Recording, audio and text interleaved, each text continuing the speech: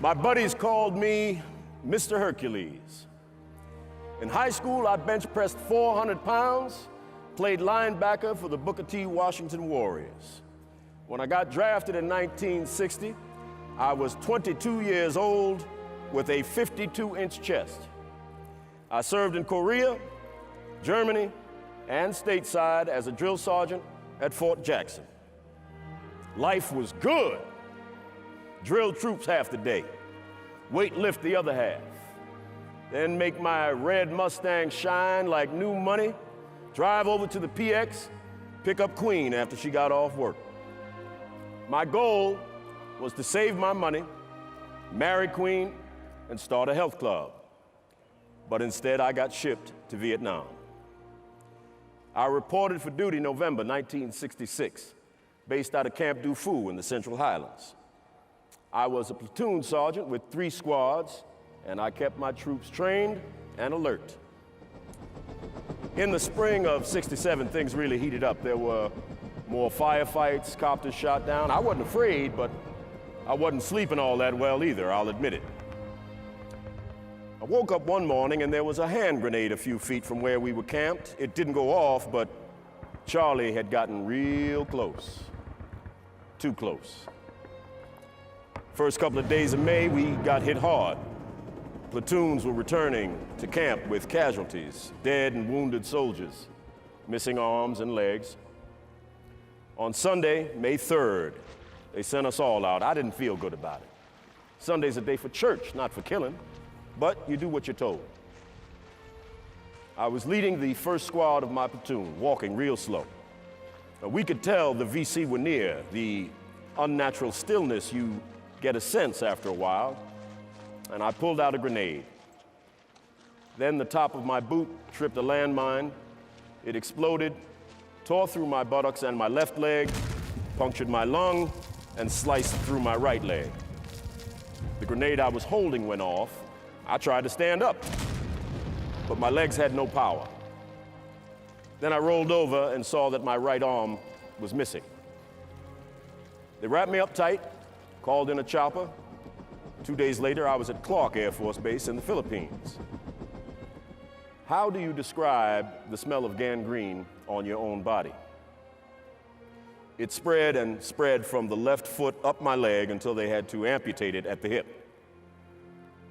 I arrived at Walter Reed on May 13th with open wounds, a 107-degree fever, and kidney and liver failure.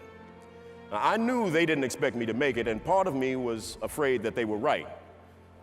I wanted to yell at the docs, don't you go shaking your head in pity like you're sure I'm going to die, because I'm not. See, I was fighting for my life. But when I got put back on the ward, I felt so alone, discarded. I was suffering inside and out. I was depressed and I was angry. Why me? Who was Mr. Hercules now with half a body? And then my queen arrived. I smelled bad, I looked worse, but I asked her to marry me right then and there, and she just smiled. June 14th, 1967, we were married. The next 16 months, I dropped from 220 to 135 pounds. I needed 85 pints of whole blood, had operation after operation to graft the skin from my back over the wounds in my legs.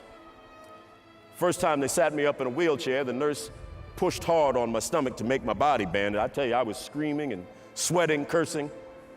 Pain like that makes you humble. Humility.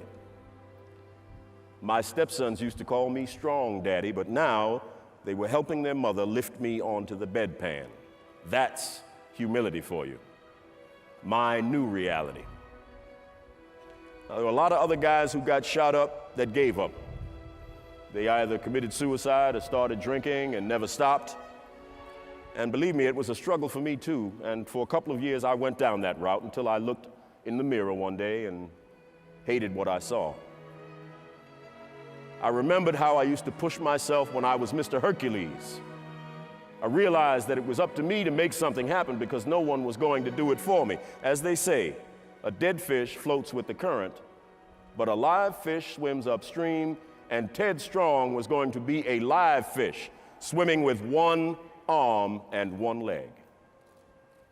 It took me a year to learn to walk again with a prosthetic leg and a brace. Meanwhile, Queen and I had 2 more kids, and I had to support my family. It was time to reorder my priorities, so I went back to school on the GI Bill, graduated with a degree in computer technology. Now let me tell you, getting myself up and out to work every day never ceases to be a struggle. It takes me 2 hours every day. It's, well, almost 50 years. I'm 77 now. It's been almost 50 years since my injury, but over time I've come to view my disability as a strange kind of blessing. You know, before I lost my limbs, I was only half a man. I looked only at myself. Now I've developed some humility. I can look at the average person and understand him. So it's truly possible for a man to lose half his physical being and still become a whole person.